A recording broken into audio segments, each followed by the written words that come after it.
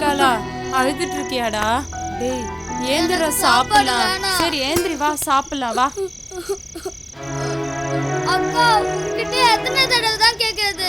நீ இவ்வளவு நாள் சைக்கிள் வாங்கி தரேன்னு ஏமாத்துன. நீ அக்காவே இல்ல போ. தம்பி நீ சின்ன பையன், அக்கா சொல்லக்கூடாதுன்னு தான் நினைச்சேன். ஆனா நீ சொல்ல வைக்கிற.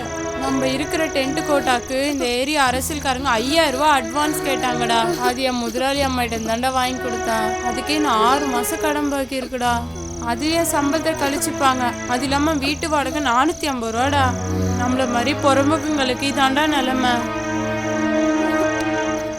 டேய் என் முதலாளி பையன் காலையில ரேஸ் சைக்கிள் ஓட்டி எக்ஸசைஸ் பண்றான்டா.